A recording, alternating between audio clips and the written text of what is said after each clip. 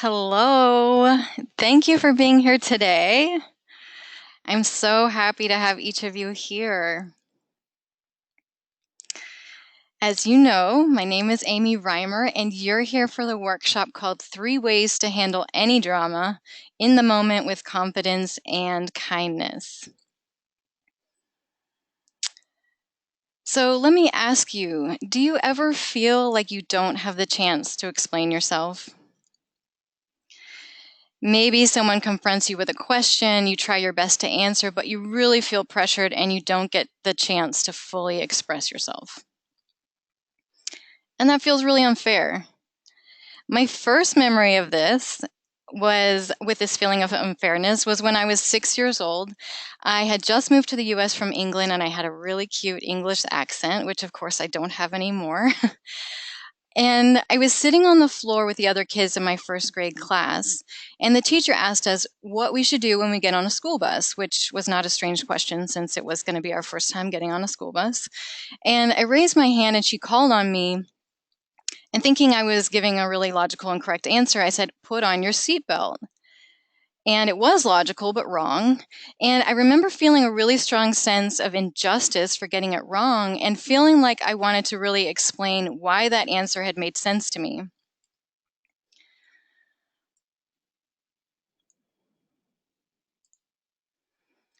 But I didn't have the chance because my teacher just called on somebody else and moved on. And I remember feeling that it wasn't fair I got it wrong because I was new to the school and the culture.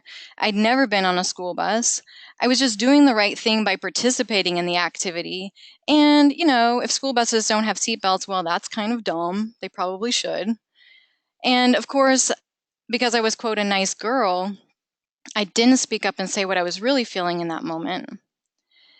And it was like I wasn't being acknowledged for what I did right in that moment. I was just feeling like I was just feeling that I had done wrong. I was wrong. And so there's that sense of not being seen, not being heard, not being acknowledged, and not feeling like you were allowed to clarify where you were coming from. And since then, there have been many times when I haven't been able to explain myself, maybe why I made a certain decision, or why I had an idea worth listening to, or even why, with boyfriends in particular, I'm really making a lot of sense right now. And through all of those experiences, I can see now that I'm really passionate about seeing that people are treated fairly. And that's one of the reasons I went into journalism as a photographer. Then I worked with underserved youth in Philadelphia, and it's why I do this work today in conflict resolution. Basically, to even things out, to be sure everyone gets their side of the story heard. And I've seen people around me who, because they didn't have access to these tools, they couldn't share their side of the story when it really counted the most.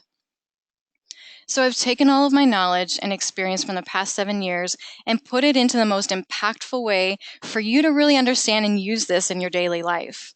I've learned tools to help me deal with people when I feel pressured, when I feel confused, when I feel like I have to have the right answer right away, and when I feel like I don't have time to fully express myself. So I've done the work for you so you don't have to keep trying to figure this out on your own anymore, and so that you know exactly what to do to get your voice heard and to be treated fairly.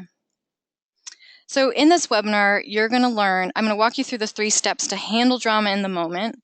And by the end of the webinar, you'll know how to be in control of your emotions and reactions so you can respond with kindness every time. You'll know how to get on the same page with other people. And you'll know how to share your thoughts in an honest and clear way so you can ask for what you need in the moment and get it.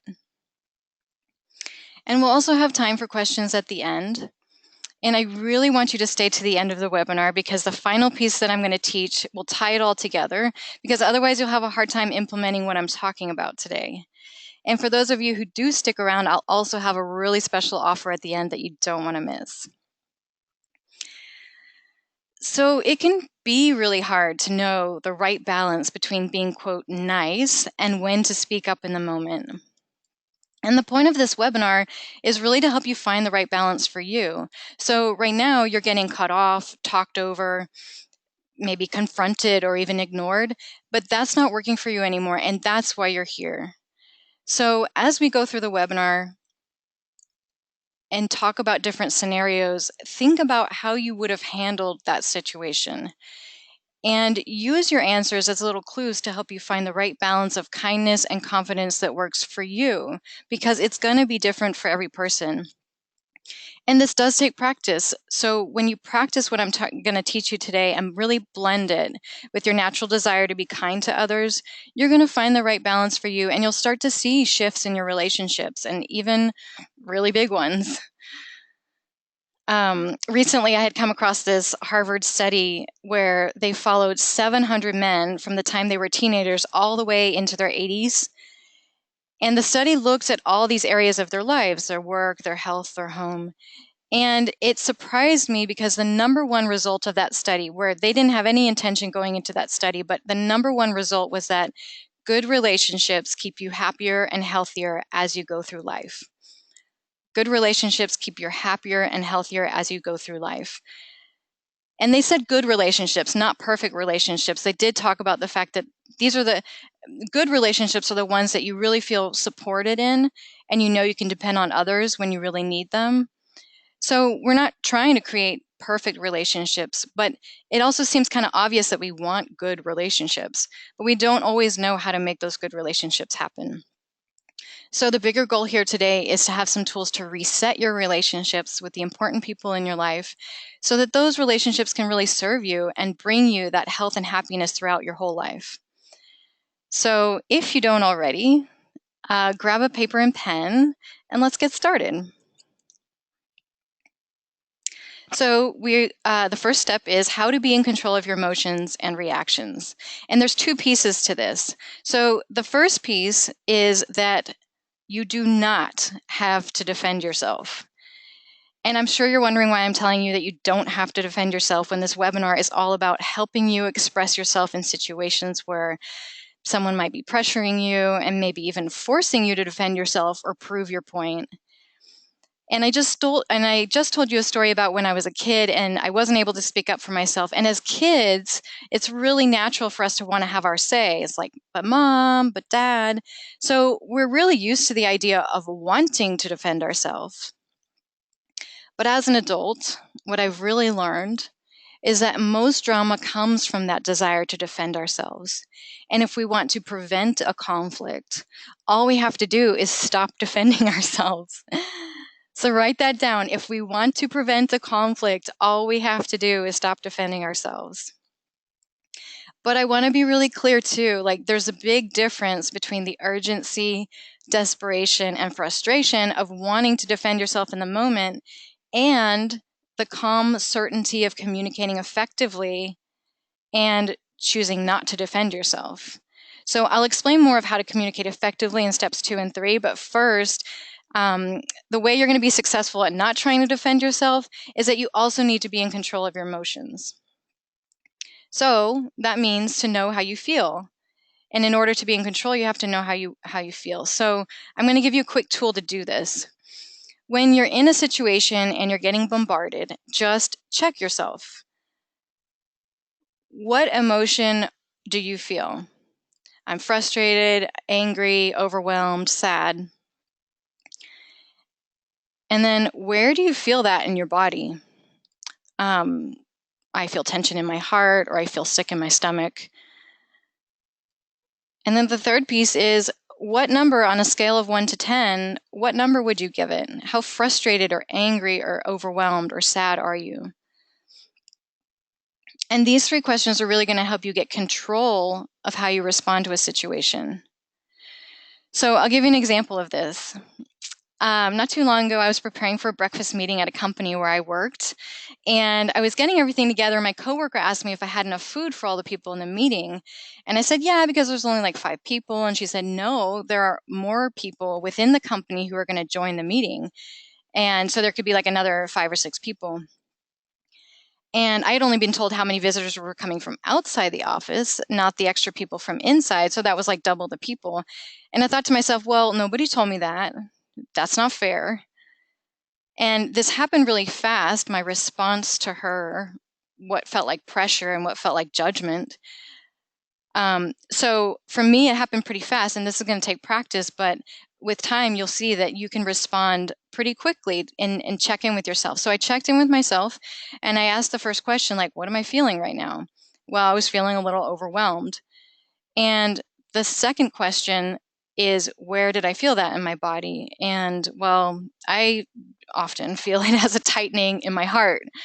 So, and then the last question, what number on a scale of 1 to 10? Well, I was probably at a 4 or a 5 because she and I had never really had any problems before. So I wasn't like already feeling frustration with her.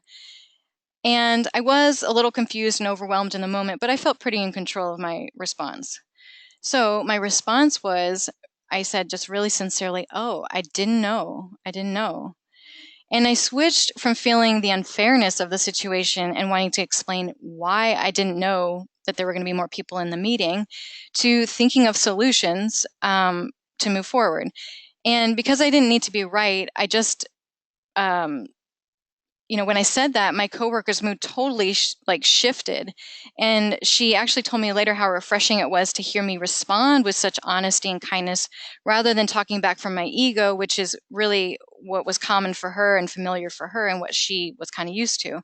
So if you're only at a 4 or a 5, then you're in a really good place to be able to think and respond with clarity and calm to the situation. But let's say you let someone treat you unfairly one time and then another and another, you'll start to pass that 4 or 5 level and you might get to a 10 one day and, who knows what can happen, right? Maybe you explode or you just react really angry. I mean, there's so many ways that we can react when we're feeling that strong. So once you're at a 10, it really takes a lot more effort to respond with confidence and kindness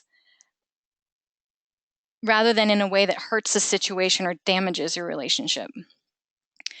So before we move on, I'd really like to take a moment now and have you think of a situation where you felt attacked or confronted by someone. And ask yourself, where were you at? What emotion did you feel? And where did you feel that in your body? And then the third piece, what number on the scale would you put your intensity of that emotion? So you might be thinking right now, but what do I do if something's really important to me and I can't ignore it? Well, you don't have to. I definitely don't want you to ignore your emotions. And we have needs and it's okay to express them. The key is to express them in a way that works, which means that you get your voice heard and you really get what you need. And the other part of that is that you and the other person feel better and your relationship is stronger because of that interaction. So most people will try to tell you that you should be more aggressive, stand up for yourself, or you should be more mean if you have to, or, lots of things that that kind of go against the grain, whatever feels natural to us. But this webinar is really about finding balance. So all you need to do is be a little more bold in using the techniques that I'm going to show you today. And the next part in step 2. So how to get on the same page with other people. A few years back, I was a photography intern at a newspaper in California. And my boss, a really nice guy, came up to me in the hallway one day and he totally caught me off guard. This is basically what he said. Amy, what's happened is usually grounds for immediate dismissal from the newspaper, for staff or interns, anybody, but I'm going to give you a warning. You photographed the wrong house on the assignment for the foreclosure story yesterday. So the developer of the house that you photographed called us today furious. You photographed his house, which is not the foreclosure house you were supposed to photograph, and his house is actually a new house for sale. So, well, he didn't say it was a huge mistake, but in my mind, I'm going, uh-oh. And he said basically, you need to sign this slip and give it back to me, showing that you understand what I'm telling you and that this was your first warning or something. And I was like, what? I was so confused about how that could have happened and even the details of what he was telling me. And he started to walk back to his desk, but I couldn't just say, oh, yeah, I'm sorry, it won't happen again, because I really didn't understand what had happened or how it had happened. So I wasn't sure how to fix it from happening again. So I tell you that story because I want to share with you how I responded to the situation when he came up to me in order to get on the same page with him and so that both of us can move forward, really. So the first step is that I repeated back to him what I was hearing him say. So, something like, so if I'm understanding correctly, you're saying that I photographed the wrong house, and the developer of that house called the paper because he's furious that his house, which is for sale, was published as a house in foreclosure.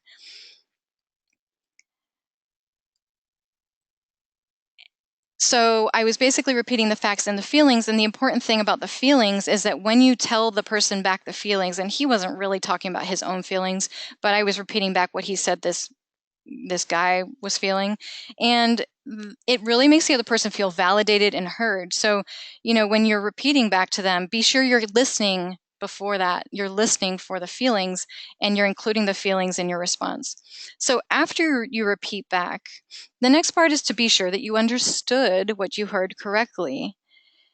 So I really, let's see, what did it, all right. So I said that and then I said, well, am I understanding you correctly?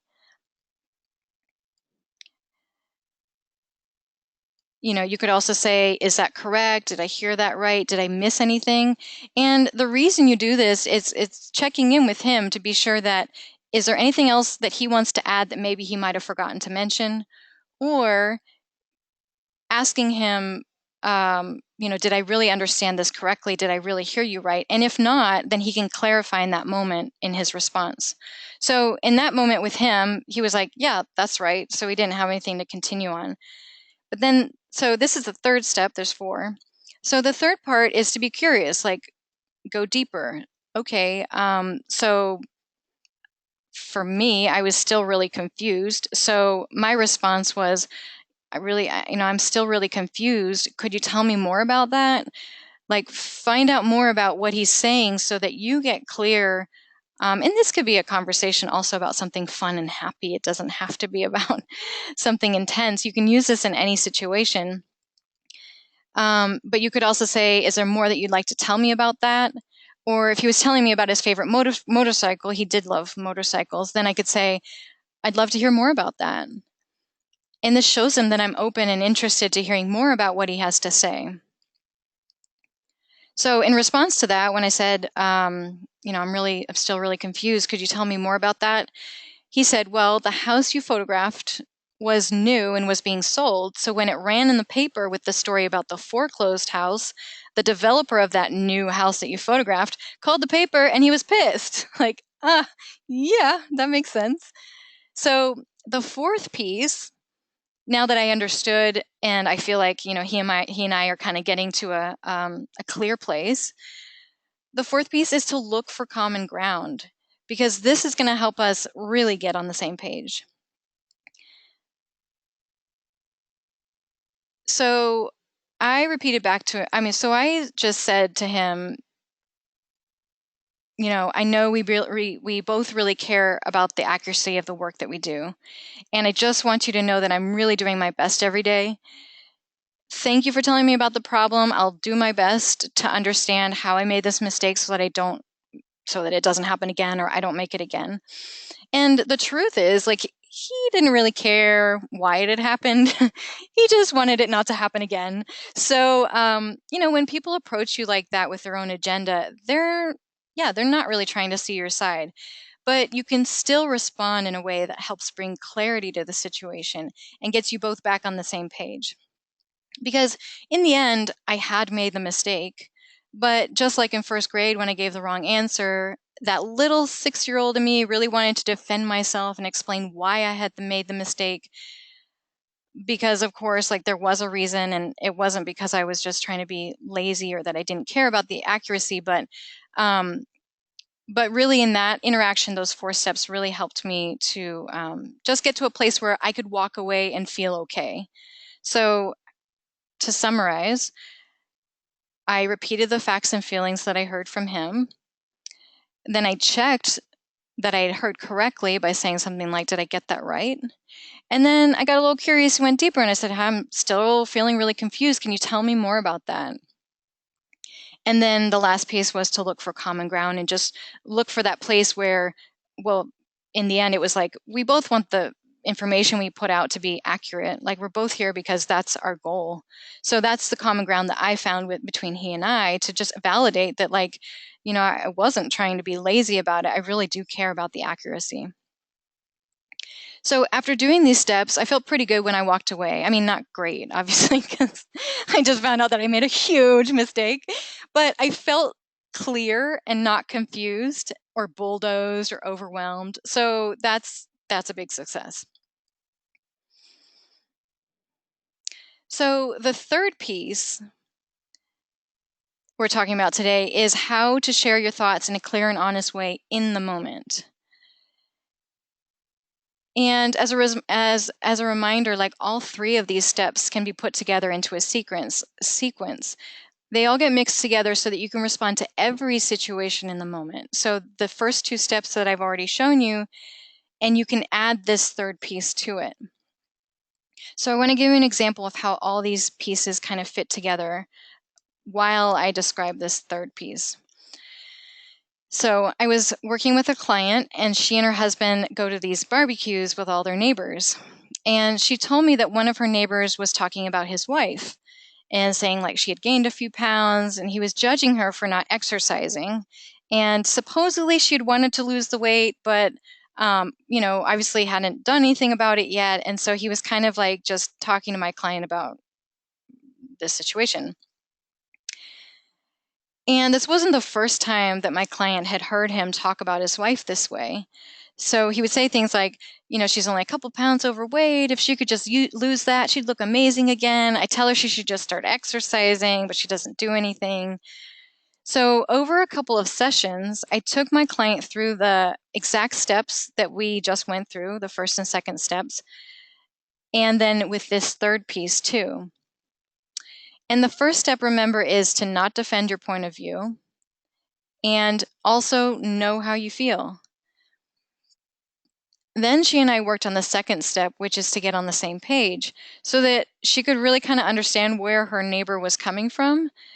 And so she was practicing repeating back what he said and getting really curious to understand more. And then the last piece, the common ground piece, was what my client said to him, which was, so the neighbor's wife's name was Sarah. So she said, well, I really care about Sarah, and of course I care about her health too. I know you do too. Maybe you could gently talk to her about your concerns to see what she feels about it. So this was a great response. It was honest, it was genuine, and it was also bringing the common ground, which was my client cared about this woman, and the neighbor cared about this woman as his wife. And so it was kind of acknowledging that common space, that common interest. So after coaching my client in these steps, the neighbor brought up his wife again. And this time I had already told her about this third strategy that I'm about to show you. So she was able to guide the conversation and eventually to end it at a time that felt good to her. Because, if somebody offends you or talks too much without letting you speak, and generally just doesn't change or adjust, even after you use these techniques that I've been sharing with you today, it's okay to keep them at a distance. Like, it's okay to move out of the conversation if you're not feeling happy or comfortable or respected. So this is something. So what I'm going to walk you through right now is just something similar to what she said, because I don't know exactly what she said, but it was something similar, and it was through this process.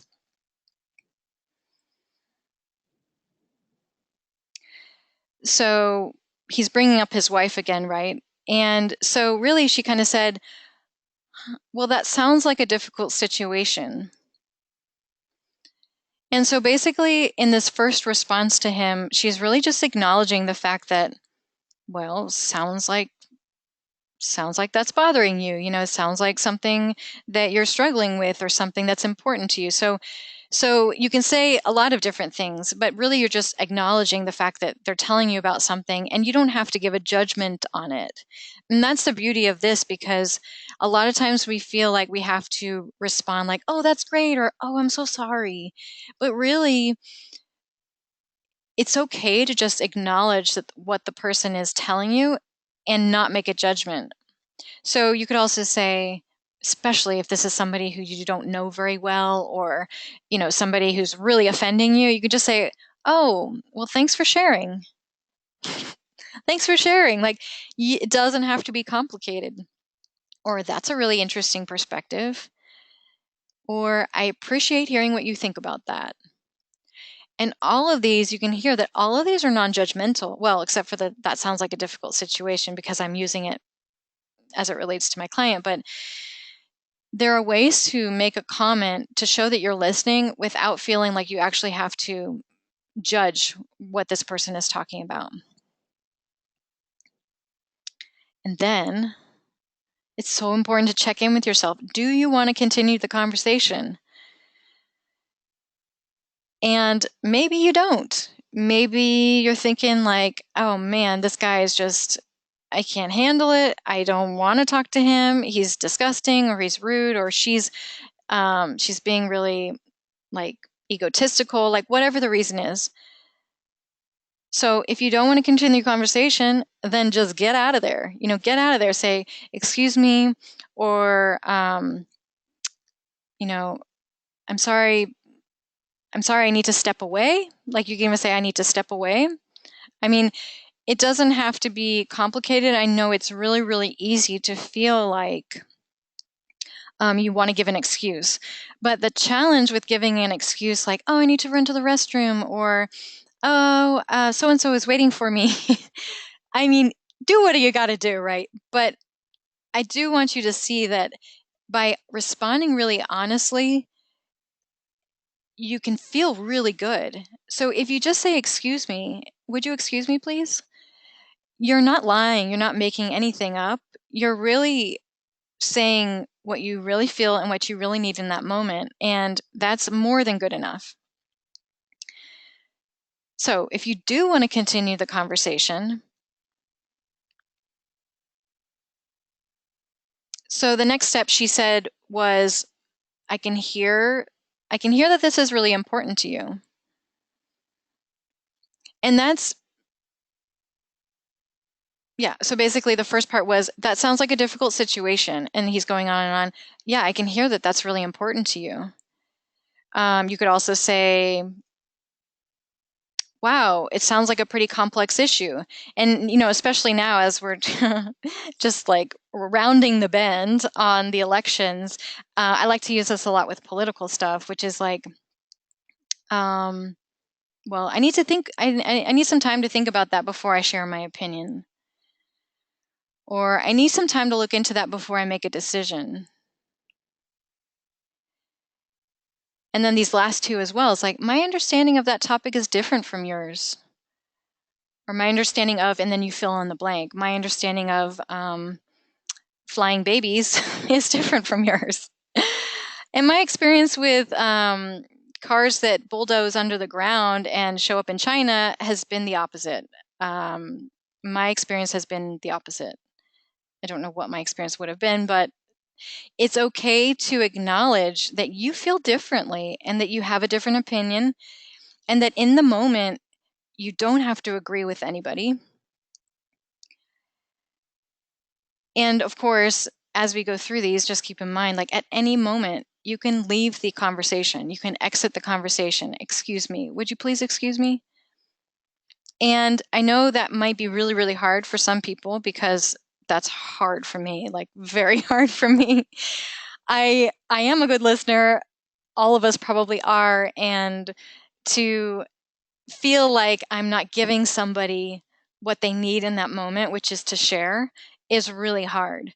But this is part of the boldness. This is part of the speaking up for yourself and acknowledging what you need in that moment. And so many times we sit there and we listen and we let somebody just kind of like throw and like throw up, even like throw their energy, their negativity, their attitude towards us. And it's just important to recognize that, okay, I'm choosing to be in this conversation. I'm choosing to continue to listen to this person, and I could also choose to exit. So after you've acknowledged the fact that you might feel differently than this person, I need some time to think about that, or, wow, my understanding of the topic is different. Then you have the chance to start guiding the conversation to, transitioning the conversation so it's less they were sharing before, and now you can share a little bit.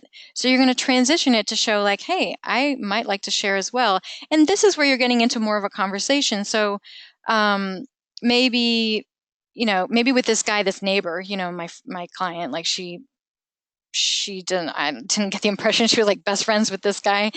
Maybe with her, she kind of like lightly walks through the conversation and makes her exit. But maybe with, your best friend or your favorite coworker or your husband or wife, like you're going to have more deep conversations and more opportunities to, practice these situations and practice how you respond to the people in your life. So now you're going to shift the focus, and the focus becomes really checking in with the other person again. So if you were to jump into saying like, oh, that's really interesting. I went to the store the other day and this is what I found, blah, blah, blah. And you start talking about your experience, the other person might just stop listening. The other person might say, I got to go to the bathroom, and then they abandon you. So consider the fact that before you share, you can check in to see where that person is at, and are they willing and able to listen to you. So yeah, because it's really important, and you can write this down too. If you opened up to somebody who isn't ready or willing to listen, that's when you're going to feel bad when you leave the conversation. And I want you to feel good when you leave the conversation. So do a little check-in. So it might be, can I share my experience with you? Or I'd love to share my thoughts with you. Is now a good time? And like another one, so simple. Do you have a minute so we can talk more about this? And this, like, if you get nothing else out of this webinar, like, this is amazing, because what I think a lot of times is that we think that people are going to give us back what we gave them. So if I'm a good listener and I'm listening and you're sharing all this stuff, whether it's intimate or not, it doesn't matter, but I'm listening. And then when it's my turn, you stop listening. Oh man, that's like the worst thing that could happen to me. So, and that's actually also one of the reasons why sometimes I don't share as much and I don't speak up as much as I would like to, because I'm not sure or trusting that this other person is ready and willing to listen. So for women like us, like, that is a really great tool, and it's checking in to see, is now a good time for me to be able to share with this person? And of course, if they don't have time, or they say, make up some excuse about why they have to leave or whatever, then okay, they don't want to listen, I'm going to end the conversation here. Because at any time you can end the conversation, and now that they're not going to be a good listener, and they're not going to give you what you need in this conversation. So again, will you excuse me? Oh, good. Will you excuse me? So the final step is a little bit of a shift on that one we just did, which is, yeah, you want to talk more about this, but now is not a good time for you. So this is where you can check in with yourself again, because you might even just be getting frustrated from the situation. So my client, when he's talking to his neighbor and she's hearing him talk more and more about this woman and she feels bad and she's feeling frustrated, maybe she needs a break. Maybe it's okay to just say, yeah, I'm going to exit this conversation and I'm willing to talk about it again, but right now I'm done. Like, I don't want to talk about it anymore. And so this is really important too, that you're checking in with yourself as you're in the middle of a conversation, so that you don't, again, going back to the scale of 1 to 10, so that you don't start building up these emotions, this intensity inside of you, and then you just blurt out, or you explode, or, you say something really weird, or afterwards you're like, God, why did I do that? So, checking in with yourself while you're having a conversation, thinking to yourself, how am I feeling? Where am I at on this scale? Do I want to continue this conversation? And, sometimes maybe you really just don't have time in that moment, right? So you could just say, I'd love to share what I think about this with you the next time we meet. And that's what my client said to the neighbor, which is like, she wanted to share, but she was kind of done with the conversation. So she said, I'd love to share what I think about this. I'd love to, I'm sorry. I'd love to share what I think about this with you the next time we meet. So you can also say when you're free, or I'd love to talk more about this sometime. And I love that one, because really sometime is just like so out there. And this is perfect for people like me, because I hate telling a lie. And so it's so hard for me to pretend like, oh yeah, let's talk about this tomorrow, when no, I don't really want to talk about this. I might be open to talking about it again sometime. So consider that you can be honest and you can say what you need, and it can be okay. Like, the other person's not going to be offended, because sometime is true, you know? So let's talk about this sometime, or sometime again soon, like whatever. When you're free, let's talk about this when you're free. Let's talk about this the next time we run into each other. I mean, how more open-ended is that? Like, you don't know when you're going to run into this person again. It's awesome. So you're saying exactly what you're feeling, and you're getting what you need in the moment. The last one, tonight after dinner, is a really important point. So, let's say this is a person really close to you, someone you see all the time. It could even be a coworker. But the important part of this is that you're actually identifying a specific moment when you are going to bring up the conversation again. So tonight after dinner is specific. Say it's your partner, or it's your friend, whoever. So, I'd really love to talk about this more with you. Could we talk about it tonight after dinner? And this also gives the other person a chance to decide and check in with himself or herself and say, oh, yeah, actually, later is good for me too, because right now I need to go grab something to eat. I'm really, really hungry. Or right now I need to go for a run because I promised myself I would exercise today. So by approaching it this way, you can also give the other person the chance to commit or not commit to continuing the conversation. And that goes back to, again, the same thing we were just talking about, which is, you want to feel safe. You want to feel like you can trust this person to listen to your needs. And so this is a way of checking in to see, is now a good time? Like, can I share? Can I feel comfortable really,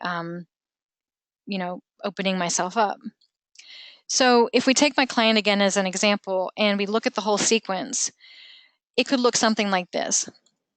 He's talking about his wife and the workout situation and the weight situation. She says, wow, that sounds like a difficult situation. I can hear that this is really important to you. I'd love to share my thoughts with you. Is now a good time? So, basically she's letting him know, I'd really like to talk about this now. I want to share something. Is that okay with you? Are you going to listen? And, he might have just wanted to kind of rant or whatever, and maybe he'll make him an excuse to get out of the conversation at this point, because maybe he doesn't want to listen.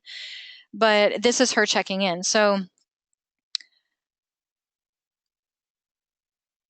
this is a great way to add on to those first two steps, the process of really feeling into how you're checking in the moment in a conversation, because those first two steps are really more about, okay, you've been confronted, you've been like kind of bombarded, you're trying to react and kind of gather your thoughts. And this part is, okay, I'm consciously continuing with this conversation. I'm moving forward. How am I feeling? I'm moving forward. Okay, now I'm ending the conversation.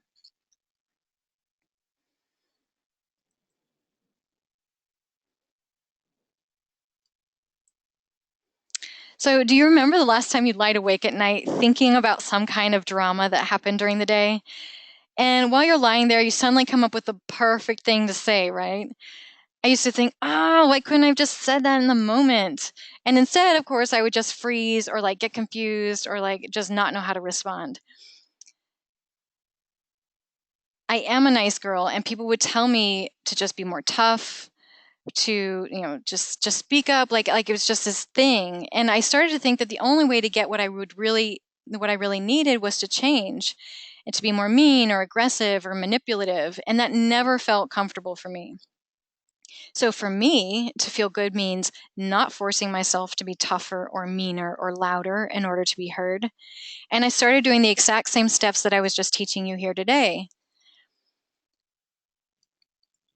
I stopped defending myself and became aware of my feelings so that I can manage my reactions to situations. I started to clarify what I was hearing people say so that I could get on the same page with them.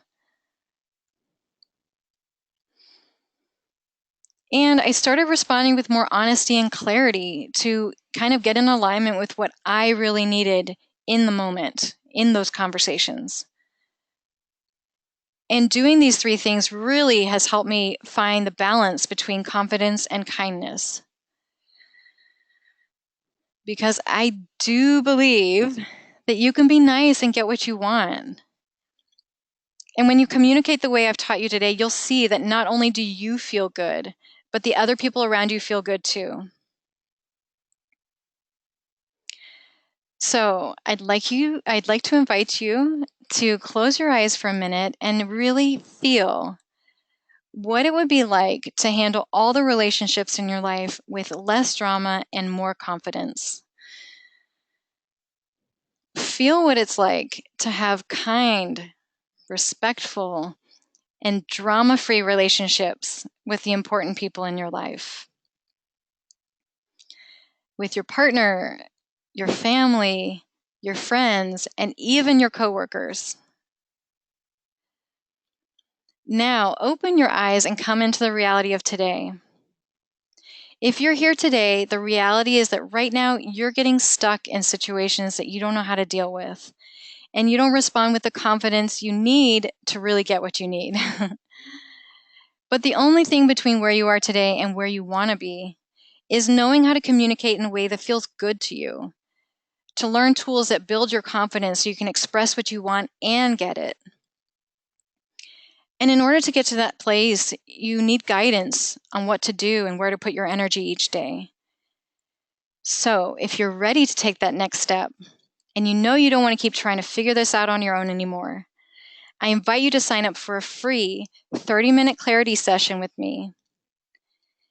And in this call, we'll talk about the times when you get stuck in the moment, and I'll help you get clear on what you can do to handle situations like that with more confidence.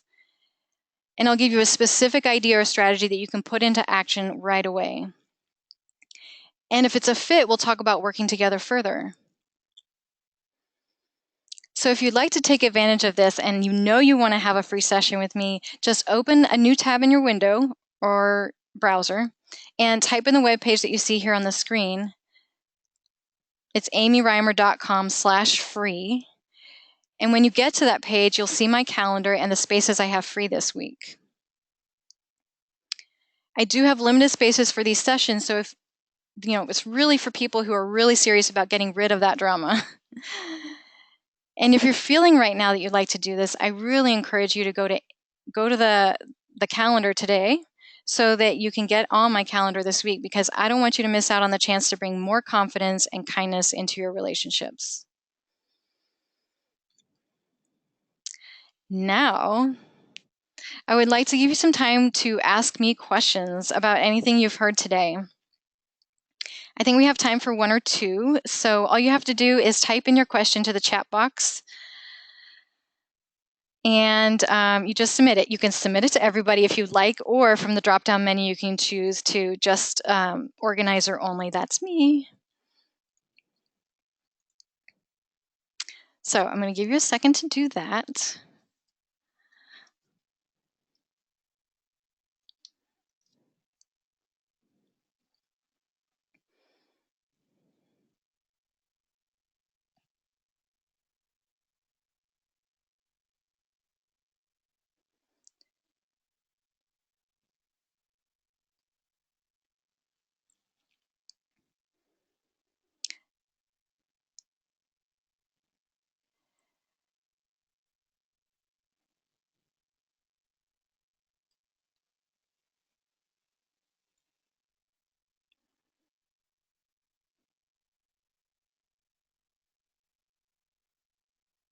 Okay, so yeah, great. We got a couple. So Becky is asking, is role playing a way to learn how to repeat back to somebody?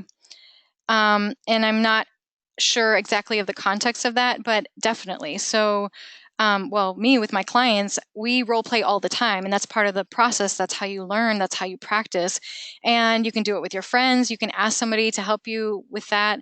And so, a lot of times, we'll talk about, well, how would you respond to that? Or I'll pretend like I'm the other person and allow them to kind of like test out and experiment with how they're feeling and how they can say exactly what they want to say.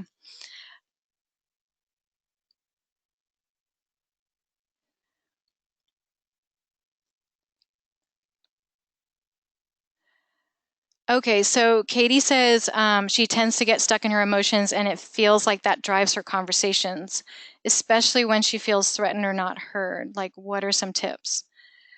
Well, good. So I would go back to the emotion part of that, which is if you're checking in with yourself and you have a sense of where your emotions are, that's going to help you guide those conversations. So when you feel threatened or you don't feel heard, be aware that you're like, I don't know what the emotion is, but let's say it's you're getting angry or frustrated. So as you're getting frustrated, check in with yourself. And when you're at a 4 or a 5, that's the time to address it. So that might be when you say like, um, I'm feeling a little bit frustrated right now. I'm feeling like threatened, or I'm feeling not heard. And so if you address it even within yourself in that moment and get a sense of like, okay, what's bothering me? Oh, it's because he's not listening. What am I feeling? Well, I'm feeling really frustrated. And the third piece would be, what do I want to have happen next? Like, what do I want to see different? So you might say, I'm feeling really frustrated because I feel like I'm not being heard. Could we take a minute right now and just be quiet and just kind of give ourselves a minute? You can do that. So I would just say be really in touch with your emotions and where you're at as you're going through those conversations, because if you let it get to a 10, you're really frustrated, that's when you shut down or you withdraw, and that's not going to support the conversation or the relationship in getting to a better place.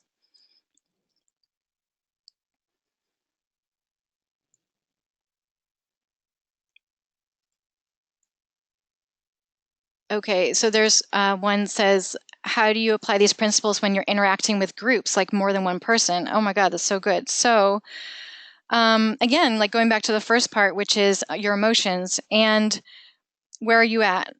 So that's always like number one, checking in with where you're at with your emotions and where are you on that scale.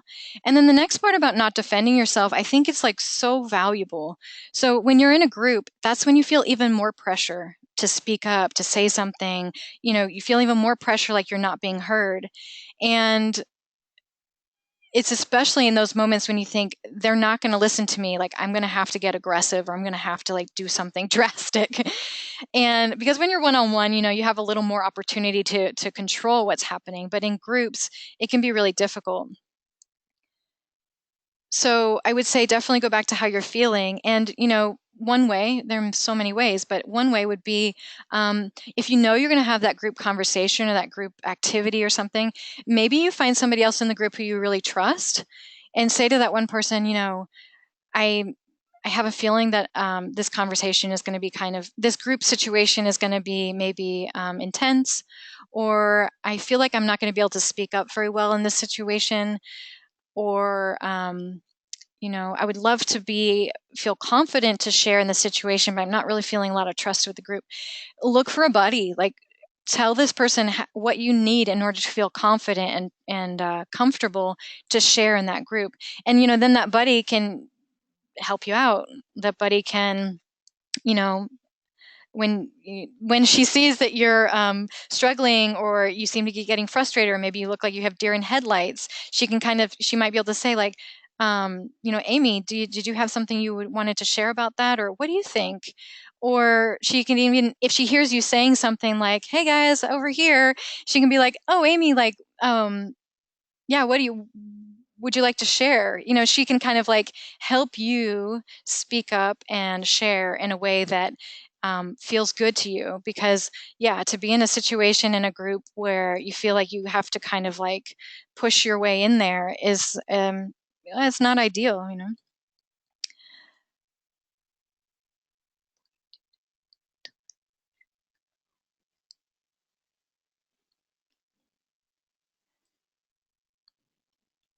I'm just scrolling through here.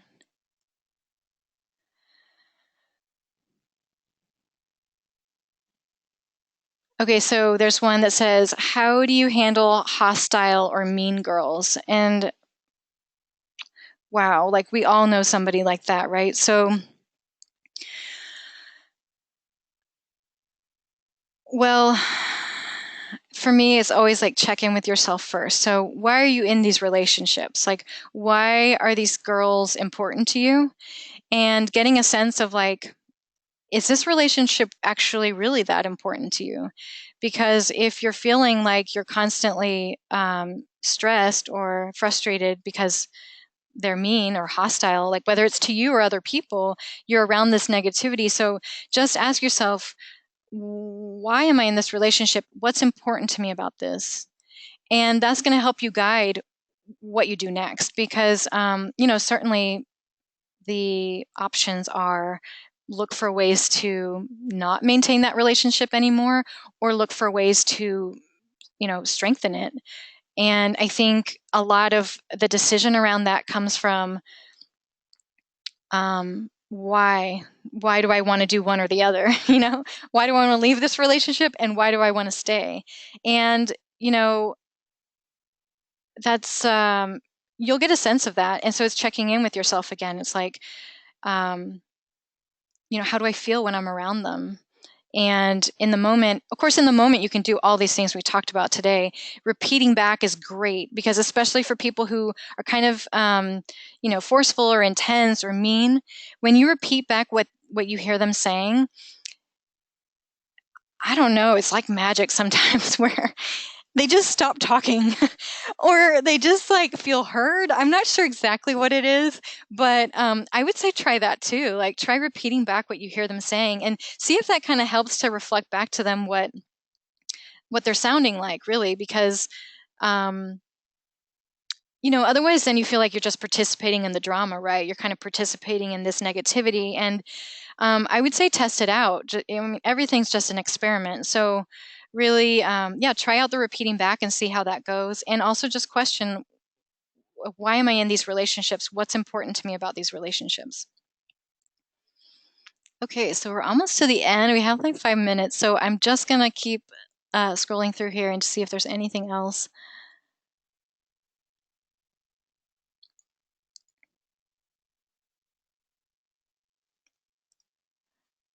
Okay, so this is a good one.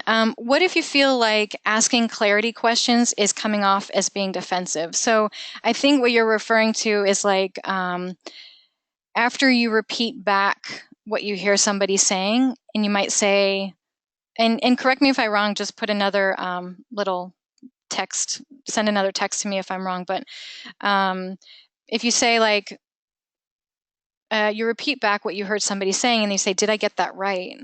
Or am I hearing you correctly? Or, is that what you meant? I agree. I do feel like some of those can sometimes feel like offensive, or maybe you're kind of provoking that person, or maybe you're suggesting that they're, I don't know, something. So like all of this stuff, the key is to find the right balance for you. So if something isn't quite fitting for you and it doesn't feel quite natural, definitely play around with it until you get to a place where you're like, oh yeah, I kind of like that. So yeah, be open to practicing some of these things and seeing what works for you and what doesn't, because you're going to identify with some things more than others, and just pick and choose. Take out whatever feels really good to you and leave the rest. And at different times too in your practicing, you're going to notice that, oh, this thing I can really focus on that right now, today or this week, but that other thing, oh, that was too much. Like I can't even get to that yet.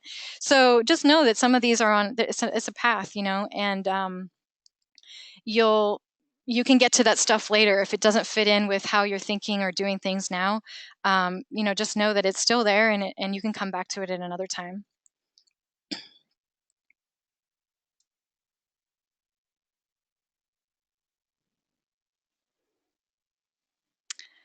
Okay, so let's pretend that you've just been approached by someone who's pressuring you for an answer about something. You start to feel the pressure, but then you very calmly and easily respond in a way that makes you feel amazing. You say something like, wow, I can hear that's really important to you. I want to help you figure it out, but I need to think about it before I can make a decision. Can we talk about it again tonight after dinner?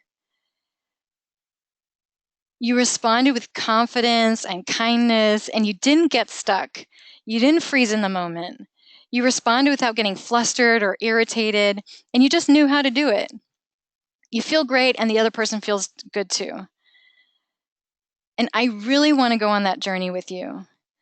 So if you're ready to take that next step, go to amyreimer.com/free to sign up on my calendar for a free 30-minute clarity session. I'll give you at least one clear idea or strategy to get you started to reset your relationships and handle the drama with more confidence. Thank you so much for being here today. It's been my pleasure to be here with you. I really hope you enjoyed learning about the 3 ways to handle drama in the moment with confidence and kindness, and how you can apply these strategies to your life. I hope you walk away feeling inspired, excited, and ready to take action. Thanks again, and have a great rest of your evening.